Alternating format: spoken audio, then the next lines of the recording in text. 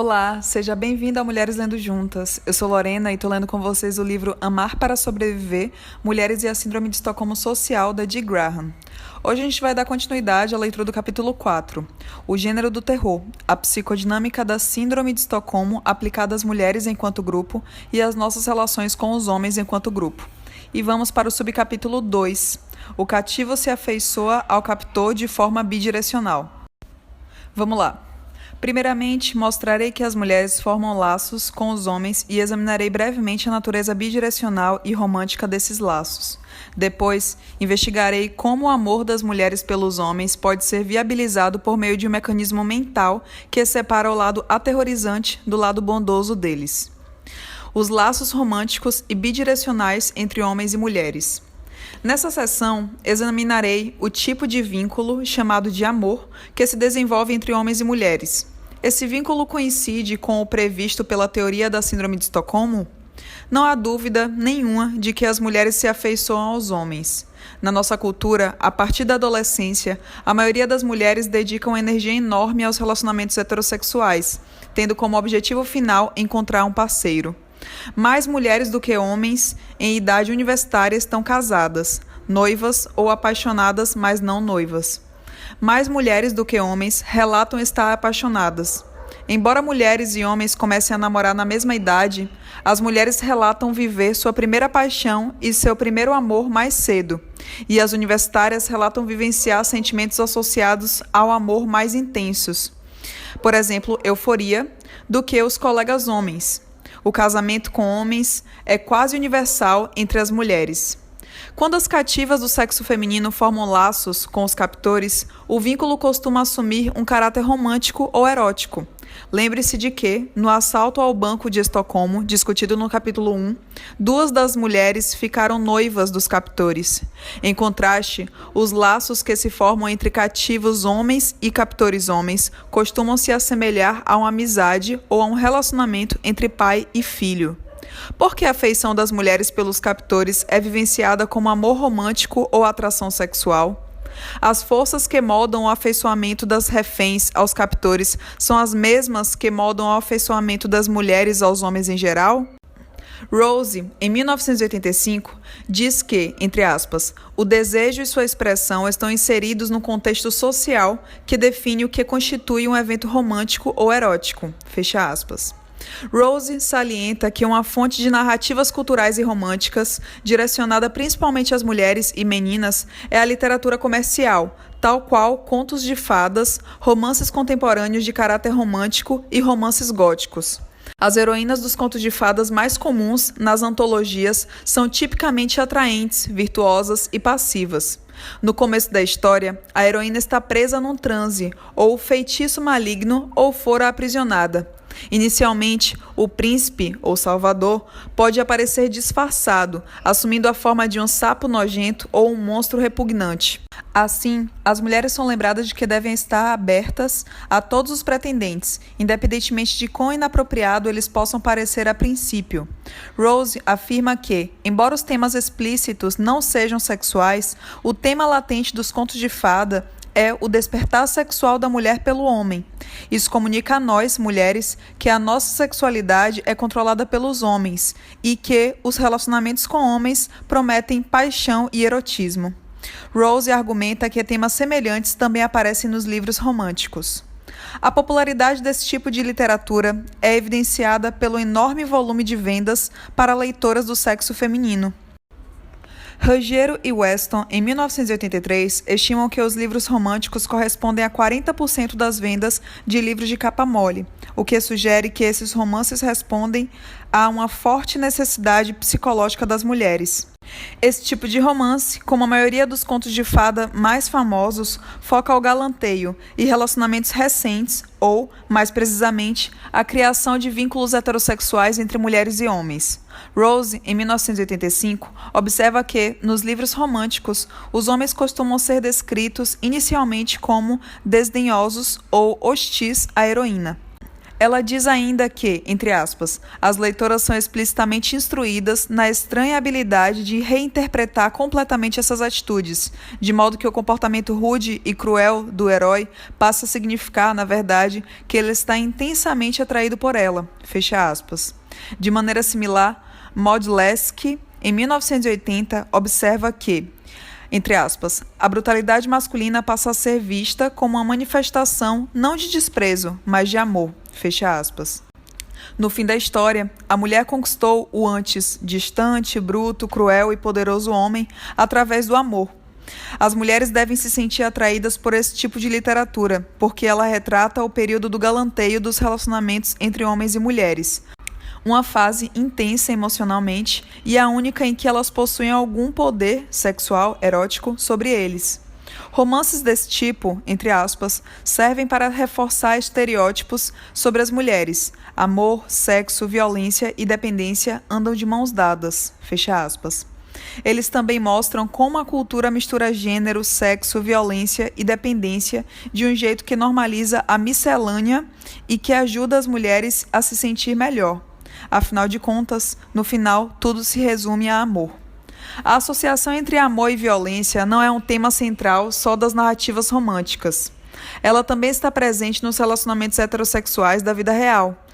Estudos com universitários revelam que 21% das vítimas de violência entre namorados sentiam que a violência melhorava o relacionamento.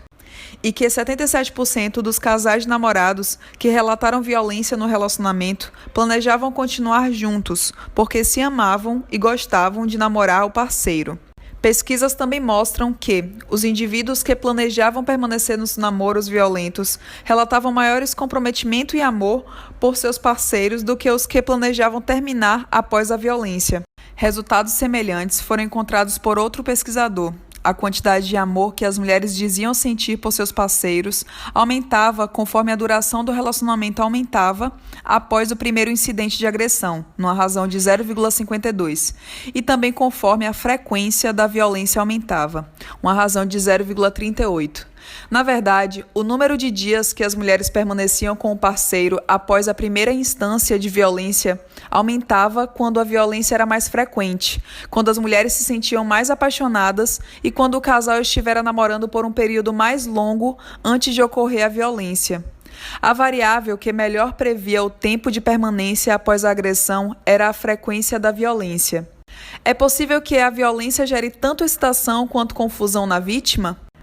A vítima interpreta a agitação como evidência de amor em vez de terror, porque interpretar os sentimentos como de amor causa menos medo do que os interpretar como de terror?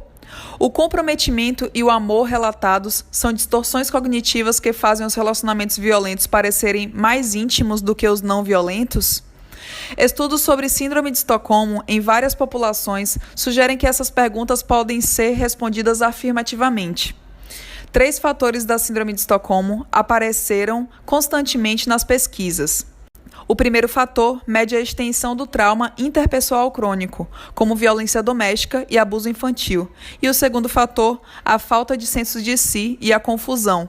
E o terceiro, o grau em que as vítimas sentem que não conseguem sobreviver sem o amor do agressor.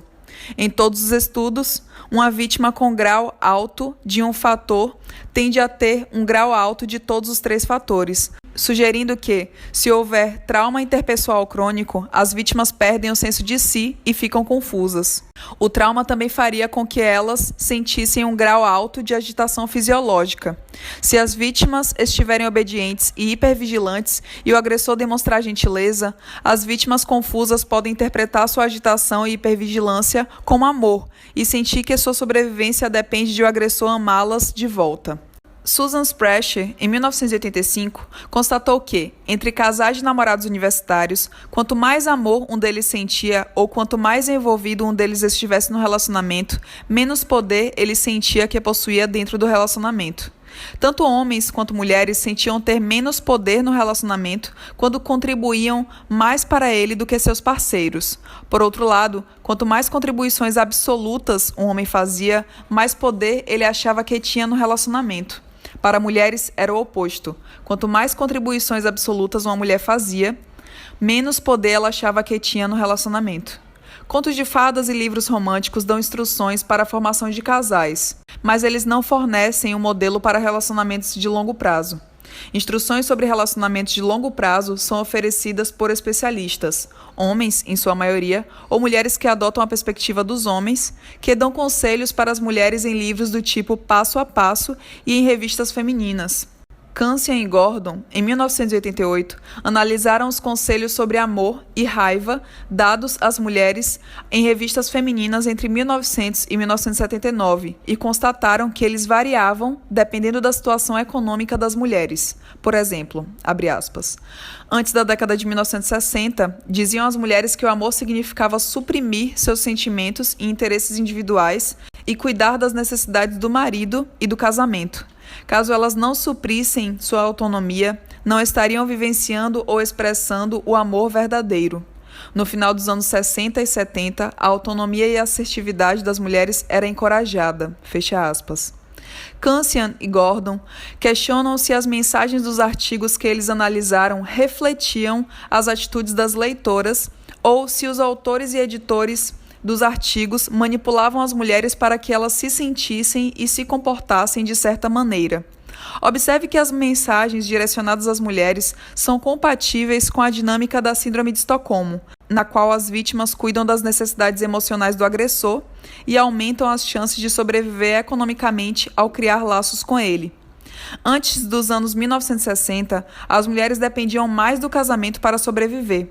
À medida que mais mulheres começaram a ter empregos remunerados fora de casa e o divórcio foi se tornando mais aceito entre as décadas de 1960 e 70, nós pudemos ser mais assertivas em nossos relacionamentos com homens. A teoria da Síndrome de Estocolmo social sugere que nós, mulheres, somos mais propensas a colocar os interesses, os sentimentos e as necessidades dos homens antes dos nossos, quando a nossa sobrevivência depende da boa vontade deles. Quanto mais dependentes as mulheres são dos homens, em qualquer período da história, maior a probabilidade de elas exibirem esses comportamentos altruístas. Sejam as normas apresentadas nas revistas tradicionais, sejam nas liberais, a mensagem de que a mulher ainda é responsável pelo clima emocional do relacionamento permanece inalterada. As mensagens desses artigos, ao mesmo tempo, manipulam, elas nos informam sobre o que é preciso fazer para manter os homens felizes e refletem os interesses das mulheres. Nós, mulheres, queremos saber o que precisamos fazer para manter os homens felizes, para conseguirmos sobreviver. Além disso, as mensagens dos artigos expõem o poder ou a falta de poder das mulheres numa determinada época. Cientistas sociais identificaram alguns estilos de amor e pesquisadores encontraram diferenças entre os estilos de amor adotados por homens e mulheres.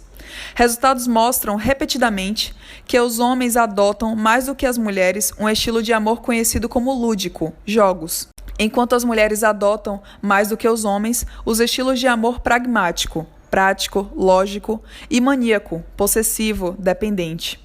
Pessoas com um grau alto do estilo de amor lúdico, como universitários do sexo masculino, não se importam de enganar suas parceiras, não se comprometem muito, resistem à dependência das parceiras e são inclinados a ter várias parceiras ao mesmo tempo. Assim, o estilo de amar dos homens parece ser mais aproveitador do que o das mulheres. Por outro lado, as mulheres tendem a amar de maneira mais prática ou lógica e possessiva ou dependente. Hendrick e Adler, em 1988, constataram que, conforme o amor possessivo ou dependente aumentava, a autoestima diminuía. O único outro estilo de amor que, em alguns estudos, os homens adotam mais do que as mulheres é o erótico. Embora pelo menos um estudo tenha mostrado que as mulheres adotam o amor erótico mais do que os homens. O amor erótico tem um forte componente de atração física.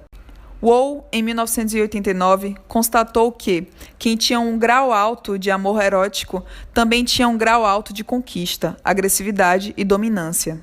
As diferenças de gênero refletidas nos estilos de amor são o que se esperaria do amor entre membros de grupos dominante e subordinados, e o esperado seria que o amor erótico fosse mais típico de um grupo dominante cujo pertencimento se baseia nos órgãos sexuais.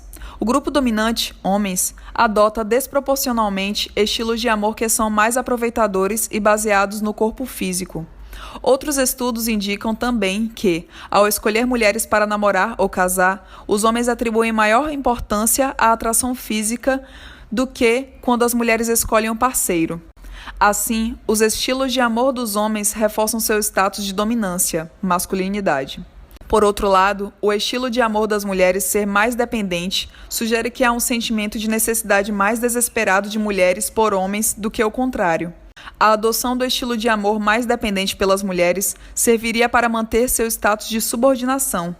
E a adoção do estilo de amor mais prático pelas mulheres pode refletir nosso uso do amor como uma ferramenta de sobrevivência. Resumindo, as descobertas sobre o amor são compatíveis com a teoria da Síndrome de Estocolmo social. Os homens tendem a tomar iniciativa no amor. Os homens atribuem mais importância à atração física do que o contrário. As mulheres jovens são mais propensas do que os homens a se encantar e se apaixonar. Quanto mais se ama o outro, menos poder se tem no relacionamento. Mulheres que namoram distorcem cognitivamente a violência masculina, enxergando-a como um sinal de amor. Quanto mais violência sofremos no namoro, mais tempo tendemos a permanecer no relacionamento e mais dizemos haver amor. E as mulheres são consideradas responsáveis pelo clima emocional do relacionamento e por mantê-lo. A vítima se afeiçoa ao lado bom do agressor. A teoria da Síndrome de Estocolmo social explica o amor que as mulheres sentem pelos homens como um tipo de afeiçoamento a um agressor, que se torna possível pelo mecanismo mental e emocional da clivagem. Como o medo que as mulheres sentem da violência masculina é tão grande e as bondades masculinas tão pequenas, as mulheres empregam a defesa psíquica da clivagem. O mecanismo da clivagem faz com que a pessoa não consiga enxergar simultaneamente o lado bom e o lado ruim de uma pessoa ou mais. Aplicada às relações entre homens e mulheres, a clivagem faz com que as mulheres vejam os homens como completamente bons ou completamente ruins, ou os homens como bons e as mulheres como ruins. Aqui, a clivagem também se refere à negação da violência masculina e à percepção exagerada das gentilezas dos homens. Esse mecanismo serve para evitar que a percepção feminina do lado aterrorizante dos homens sobrepuje a percepção do lado bondoso deles e destrua a esperança das mulheres. Uma das consequências da clivagem é que as mulheres separam os homens em duas classes: os predadores, estupradores, agressores, perpetradores de incesto, e os protetores.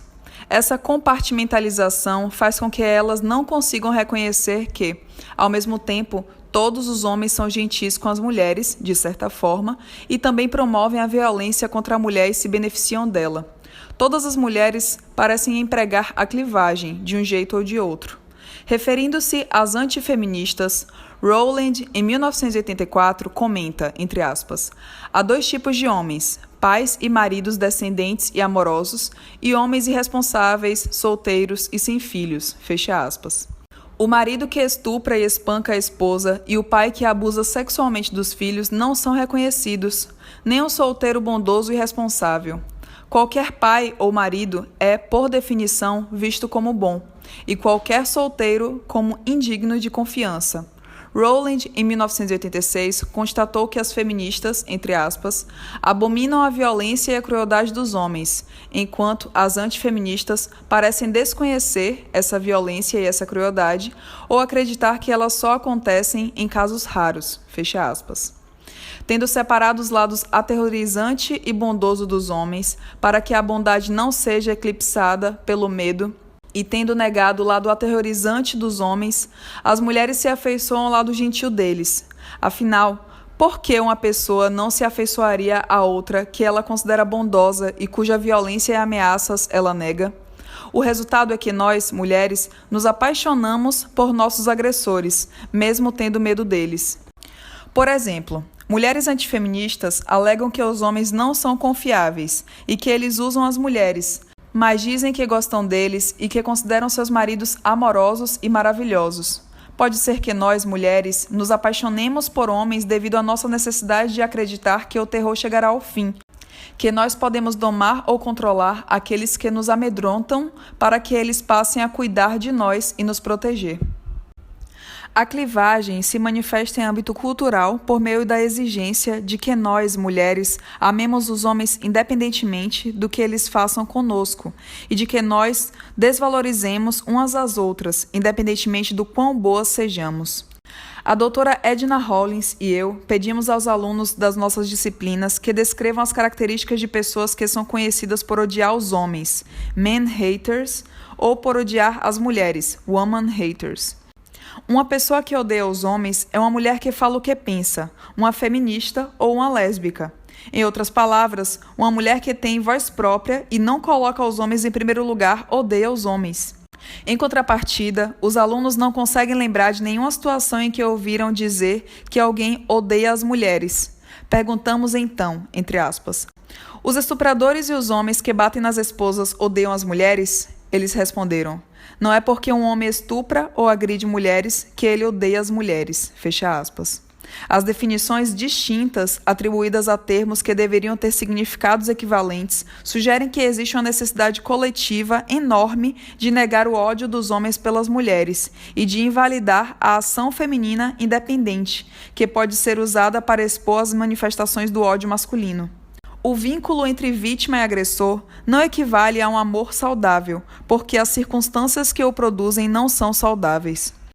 Como ele emerge de uma situação de terror contra a qual as mulheres tentam se anestesiar, esse vínculo possui um aspecto viciante, no sentido de que há uma busca desesperada por conexão. Falarei mais sobre isso no capítulo 5. Um amor saudável não tem esse caráter de desespero. Robin Norwood, em 1985, argumentou que esse tipo de correlação aparece principalmente nas mulheres. As descrições em seu estudo de caso deixam claro que, além de não ser saudável, isso é debilitante psicologicamente para as mulheres. Infelizmente, Norwood não relaciona o vício em amor das mulheres ao patriarcado, nem o interpreta como uma estratégia de sobrevivência. Graham et al., em 1993, constataram que um fator que chamaram de dependência de amor era um dos 3 fatores que emergia da escala da Síndrome de Estocolmo preenchida por uma amostra normativa de aproximadamente 750 universitárias em namoros heterossexuais. O fator dependência de amor correspondia à descrição de mulheres que sentiam que sua sobrevivência dependia do amor de seus parceiros. A análise estatística envolvendo múltiplas regressões revelou que a dependência de amor de uma mulher em relação ao seu parceiro era maior quanto menor fosse a possibilidade de escapar dele, quanto mais gentileza ele demonstrasse para com ela, quanto mais violência emocional ele dirigisse a ela e quanto mais esperança de que o relacionamento melhoraria, essa gentileza proporcionasse a ela. Os vínculos das mulheres com os homens podem ser uma tentativa de curar a ferida criada pela opressão masculina, assim como pode ser uma tentativa de pôr fim à opressão através do amor. Pode ser uma tentativa de obter o conforto e a autoconfiança que foram negadas às mulheres pelo medo da violência masculina e pela violência de fato. Esse afeiçoamento pode ser uma tentativa de incentivar os homens a deixar de ser violentos com as mulheres, ao promover uma resposta aparentemente incompatível, o amor dos homens pelas mulheres. E pode ser uma tentativa de obter acesso indireto ao poder e ao privilégio masculinos, uma vez que o acesso direto é negado à maioria das mulheres no patriarcado. As mulheres, assim como os reféns observados por Frederick Hecker em 1976, veem os homens, seus agressores, captores, como pobres coitados que só precisam de amor para transformar uma vida de violência numa vida de retidão? Nós racionalizamos, assumindo que eles são violentos porque têm vidas difíceis ou porque não receberam amor suficiente? Por exemplo, podemos argumentar que a pressão social em cima dos homens para que sejam masculinos os vitima, pois os desumaniza, obrigando-os a negar sua dor e seus sentimentos, incluindo a empatia. Nessa argumentação, costumamos esquecer que os homens, enquanto grupo dominante na sociedade, são os principais responsáveis por definir os papéis sociais e, portanto, os papéis sexuais e impor sanções aos membros que transgridem esses papéis. As mulheres sentem que podem salvar os homens dos papéis que eles criaram se os amarem o suficiente. Nós, mulheres, podemos até sentir que, enquanto indivíduos, somos as únicas que podem ajudar os homens a sair do buraco que eles próprios cavaram para si. Mas precisamos lembrar de que, quando racionalizamos a violência masculina, nós também a justificamos, o que ajuda a manter os homens, assim como as mulheres, presos no patriarcado. As crenças populares de que, entre aspas, o amor de uma mulher é capaz de domesticar até a fera mais selvagem e de que o amor vence qualquer coisa, fecha aspas, revelam a tentativa de exercer algum controle numa situação em que as mulheres costumam se sentir impotentes. Uma consequência lógica dessas crenças é que, como o amor e as ações da mulher supostamente domesticam o homem, o fracasso de um relacionamento, mesmo que seja um relacionamento brutal, é necessariamente culpa da mulher. A mulher simplesmente não fez um bom trabalho de domesticação do parceiro selvagem. E muitas mulheres de fato chegam a essa conclusão, como se vê nos relatos de vítimas de violência doméstica. Se o amor pelos homens emerge do terror ocasionado pela ameaça masculina à nossa sobrevivência, temos que nos defender de qualquer sentimento que possa se opor ao amor que sentimos por eles. Seria essa uma das razões por que a maioria das mulheres nega veementemente os próprios sentimentos lésbicos? Essa negação se daria porque seus relacionamentos com outras mulheres não são cheios de ameaça à sobrevivência e respeitam suas necessidades, perspectivas e sentimentos? O contraste entre esses relacionamentos e os com os homens podem ser grandes demais para as mulheres processarem. Então, sentimentos psicologicamente saudáveis de atração por outras mulheres são simplesmente negados. Defendo que, quanto mais medo a mulher tiver dos homens, maior será seu apoio proselitista ao heterossexismo e aos papéis sexuais, e maior a homofobia. A necessidade de sobrevivência acompanha os relacionamentos de uma mulher com um homem. A necessidade de mutualidade, respeito e senso de si acompanha os relacionamentos de uma mulher com outra mulher. Como Maslow, em 1970, argumentou, a necessidade de mutualidade, respeito e assim por diante fica em segundo lugar em relação à necessidade de sobrevivência, que é mais básica. Com necessidades fundamentalmente importantes em risco, a questão do amor das mulheres pelos homens e da heterossexualidade feminina estaria consideravelmente carregada de conflito e emotividade, como de fato está. Devido às condições coercitivas sob as quais emerge a heterossexualidade, ela tem um caráter regressivo para as mulheres. Não possuindo a liberdade de amar como igual, a mulher se relaciona com o amante como uma criança se relaciona com o genitor.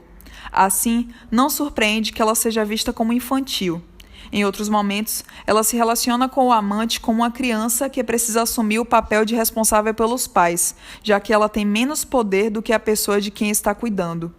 No entanto, como estratégia de sobrevivência, o amor heterossexual pode ser mais seguro para as mulheres no curto prazo do que qualquer outra alternativa, com exceção da ação coletiva feminina contra a violência e a tirania dos homens, como a que é proposta pelo movimento feminista. 3. O cativo se mostra extremamente grato por qualquer gentileza demonstrada pelo captor, por menor que ela seja. As mulheres, enquanto grupo, se sentem extremamente gratas aos homens, enquanto grupo, pela oferta de pequenas gentilezas. Estamos procurando aqui por um sentimento de gratidão, que superficialmente pareça exagerado. Infelizmente, não tenho conhecimento de estudos empíricos elaborados para responder a essa questão. Se alguém estivesse planejando fazer pesquisa sobre isso, seria preciso definir o termo extremamente grata. Seria preciso criar um modelo para determinar o que é uma quantidade razoável de gratidão. Um parâmetro poderia ser a gratidão exibida pelas mulheres em situação de segurança. O pesquisador compararia as respostas das mulheres às gentilezas em situações de segurança versus de ameaça. Os homens possibilitam outro modelo para o pesquisador. Ele pode avaliar se as mulheres se mostram mais gratas por atos de bondade do que os homens. Na falta de suporte empírico, pedimos à leitora que considere os seguintes fatores sociais e que compare as respostas atuais das mulheres às que esperaríamos que as mulheres tivessem num ambiente seguro e a como seria esperado que os homens reagissem se fossem agraciados com gentilezas equivalentes por mulheres. Várias mulheres argumentaram que não deveríamos apoiar a emenda de direitos iguais, temendo a possibilidade de que, com a igualdade, os homens deixassem de abrir as portas para nós. As mulheres, enquanto grupo, agradecem aos homens pela gentileza simbólica do cavalheirismo, ao mesmo tempo em que negam que ele emerge dos papéis sexuais de dominância e subordinação, e os fortalece. Nós, mulheres, agradecemos aos homens por nos colocarem no pedestal e negamos que a necessidade de um pedestal mostra que as mulheres dependem da boa vontade dos homens para sobreviver individualmente e enquanto grupo. Nós, mulheres, nos negamos a abrir mão do prestígio e dos privilégios, por exemplo, dinheiro, que derivam da associação com os homens, mesmo quando essa resistência aprofunda nossa subordinação dentro do relacionamento, e mesmo quando abrir mão se revela necessário para que as mulheres acessem diretamente o poder, fama, prestígios e afins. Ficamos gratas quando os homens nos consideram mulheres boas, pois é esse tipo de mulher que recebe amor, proteção e outras gentilezas dos homens. Eles dão esse título a mulheres que se alinham aos homens, abrindo mão de alianças com outras mulheres e apoiando a dominação masculina. Esse título é tão estimado pelas mulheres que nós competimos umas com as outras por esse recurso escasso, a bondade masculina.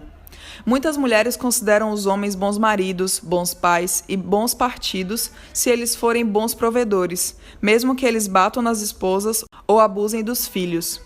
Como ressaltado por Johnson em 1989, as mulheres são tomadas por gratidão quando os homens anunciam uma década da mulher na ONU ou Ano da Mulher nos Estados Unidos, como se eles fossem donos do tempo.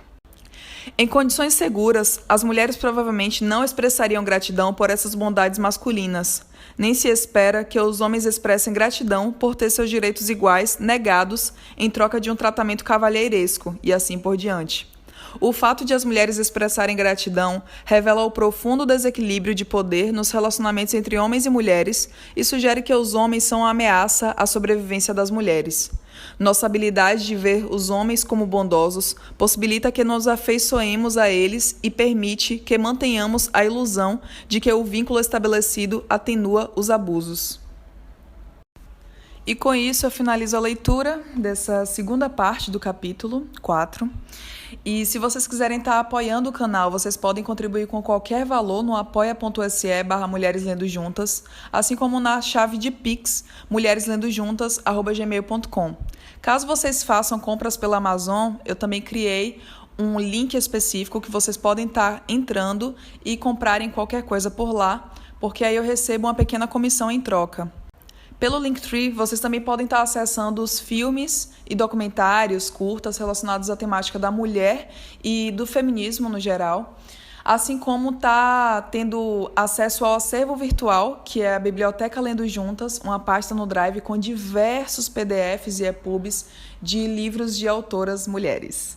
É isso, tchau, tchau, até a próxima.